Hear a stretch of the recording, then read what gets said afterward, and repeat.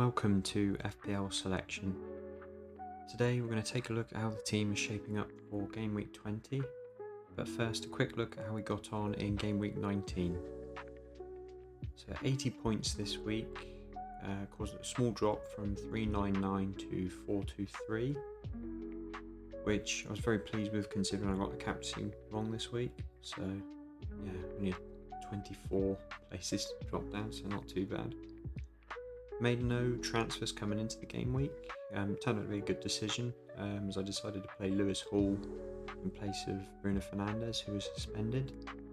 And Hall got 12 points for an assist, clean sheet and 3 bonus. He's been a really great pickup at 4.3 million. I've had him good many weeks now.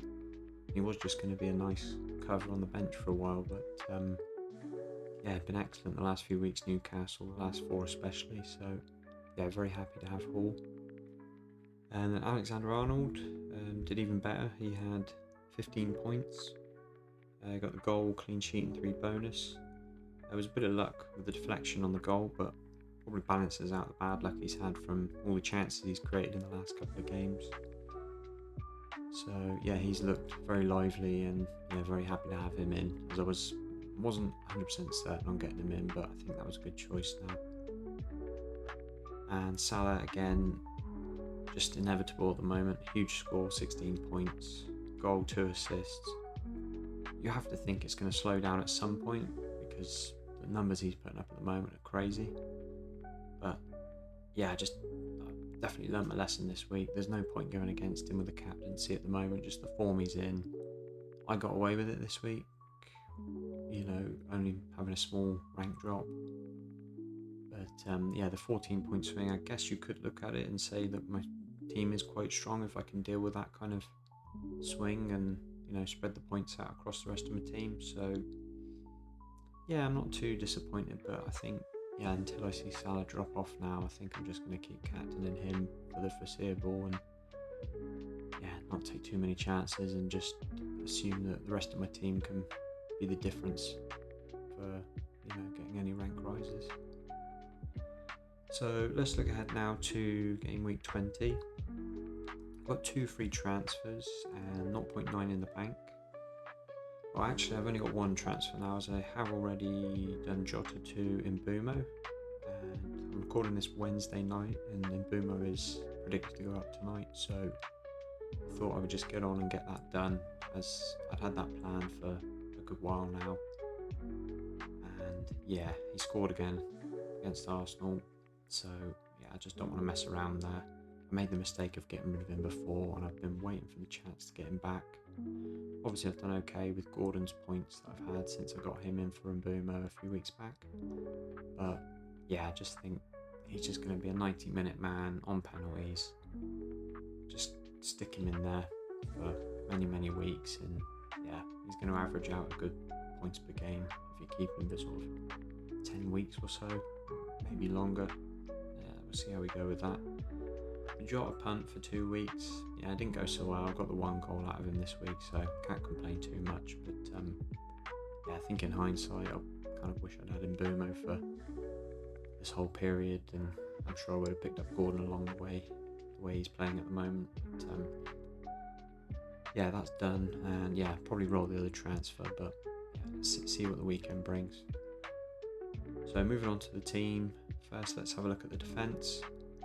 So I've got the Arsenal double up of Raya and Gabriel. We're away to Brighton this week. They haven't had an away clean sheet since Spurs in Game Week 4, so I'm not holding out much hope on that one. Especially as Brighton have only failed to score in 2 league games this season. Actually, in 2 home games they did fail to score, and they were 0-0 draws, but yeah, I'm never confident. Brighton are always a good side, full of goals, and yeah, we'll have to see how that one goes. And Arsenal look decent against Brentford, but there's always a chance they're going to concede on the break. So Alexander-Arnold at home to United. United is still a mess at the moment, both defensively and in attack.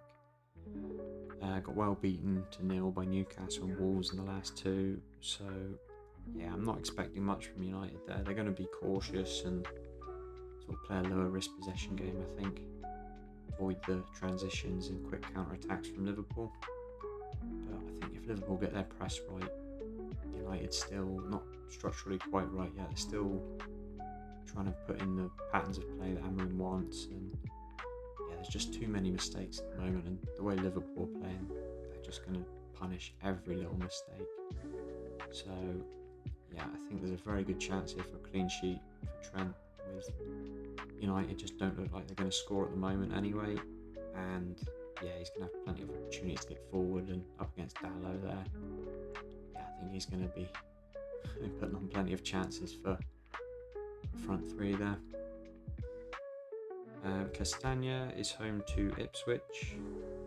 Fulham have actually only had one home clean sheet all season, and that was against Southampton. So it's not, for me, this isn't a definite at the moment. I'm still going to consider Lewis Hall, starting him instead of Castagna. I think at the moment I'm just leaning towards Castagna purely because it's a home fixture. I think Spurs will score against Newcastle as well. So I think, yeah, just Castagna at the moment, and probably also just to cover the fact that a lot of people own Robinson, and I'm sure that they're all going to play him this week. So yeah, it's a little bit of cover against that as well. So moving on to the midfield now. Salah is home against United. He has 12 double-digit returns in 19 games, and in addition 2 9-pointers. As I mentioned earlier, United are a mess. Liverpool are the best team in the league right now. He got 17 points in the reverse fixture, so no chance of going against him this week. He's going to be my captain. Like I said, I've got to learn my lesson from last week. There's no point fighting him at the moment. And yeah, definitely going to be my captain this week. Not much more to say there on Salah. Mbeumo, who have brought in for Jota, is away to Southampton.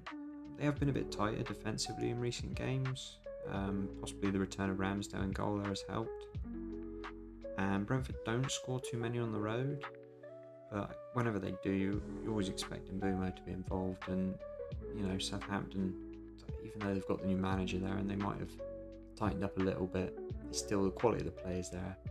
You'd still back any team really to score 1 or 2 against them, and of course Mbeumo's going to be involved if there's a Brentford goal. He got 2 goals in the reverse fixture, 14 points, so yeah, I'm quietly confident there's going to be at least something from Mbeumo from that one. And Bruno Fernandes is back from suspension for Liverpool away. United really need him for the creativity and just to be an extra body in the box. He never seemed like we're going to score goals when he doesn't play. I expect him to play as one of the 10s in this one, so hopefully he's going to be fairly far forward if we are able to get some good possession, or maybe we'll get some counter-attacking chances. He's got the opportunity to be further up the pitch, and of course he's always got the penalties, and we always seem to sneak the penalty in these big games, and he loves to get the points against the better teams. So always a chance when you've got Bruno, but in terms of Man United at the moment, I wouldn't be too hopeful. And Gordon is away to Tottenham. Tottenham are missing 4 now of their first choice 5 defenders and goalkeeper, and Ben Davis on the cover as well, so it's definitely going to be a makeshift defence there for Spurs. Newcastle attacks in great form at the moment. Against a makeshift defence, you say there's a good chance for points here, especially with the way Spurs always play very openly anyway and attack constantly.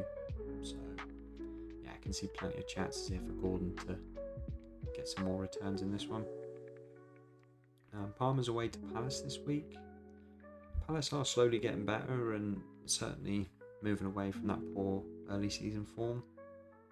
But I just can't see Chelsea not reacting now after 2 defeats in a row.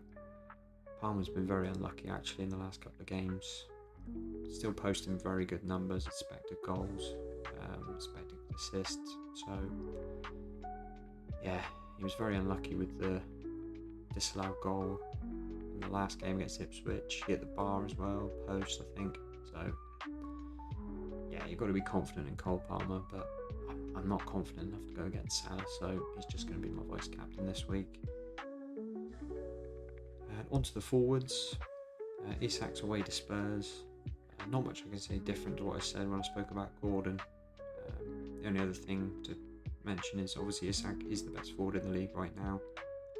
So if you're hopeful for Gordon, then yeah, you're seeing Isak scoring plenty in this one. Then Pedro is home against Arsenal. He scored in a reverse fixture in game week 3, and he is starting to look sharper again. He got 2 assists in the last game. I do still think he's better alongside Welbeck, sort of as a second striker. So hopefully Welbeck's back soon, but I haven't seen any news on that lately. But I did do a little bit of looking into Pedro's numbers just because he hadn't returned a lot recently. And if you look at since he came back from injury, he's been averaging 5.2 points per game after getting the 9-pointer in the last game week. So for the price of 5.7, you just can't complain about that. That's a very good return for that price. So I think, yeah, you just get him in, you hold him long term, and you're going to get some nice returns there. And the rest of my team's very strong because I've got him at such a cheap price. So yeah, very happy with him. I'm sure he's going to keep ticking along and have a nice little run of form coming soon, I'm sure. So as mentioned earlier, Salah captain this week has to be done. I don't want to go against him for the next few weeks while he's in such good form. Palmer's going to be vice captain. I would maybe consider him if I hadn't lost out last week, but yeah, I just don't think it's worth going against Salah at the moment.